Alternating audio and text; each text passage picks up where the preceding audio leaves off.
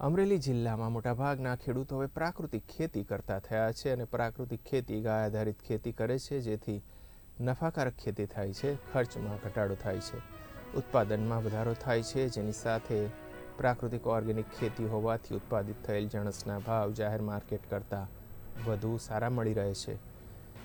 અમરેલી જિલ્લાના લીલિયા તાલુકાના આંબા ગામના ખેડૂત જયસુખભાઈએ 6 વર્ષથી પ્રાકૃતિક ખેતી કરી છે અને હાલ રીંગણા, ભીંડો, ગુવાર, ટામેટાના જાહેર માર્કેટ કરતાં 8 ગણો વધુ ભાવ મેળવી રહ્યા છે।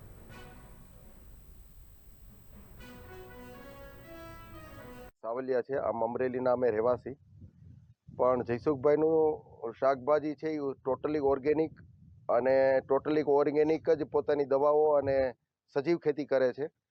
અમરેલીમાં એ શાકભાજીનો ભાવ 10 રૂપિયા કિલો છે, ત્યારે અમે આ 80 રૂપિયાના કિલોએ આ શાકભાજી ખરીદીએ છીએ અને આજે પણ એ શાકભાજીનો તફાવત અમે રાંધીએ ત્યારે ચોખ્ખો જ અમને જોવા મળે છે।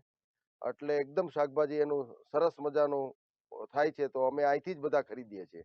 અને પ્રાકૃતિક ખેતીમાં અત્યારે ચણાનું વાવેતર છે અને શાકભાજીમાં ભીંડો, રીંગણા અને મરચીનું વાવેતર છે અને આ બધી પ્રાકૃતિક ખેતી 2018 થી કરું છું।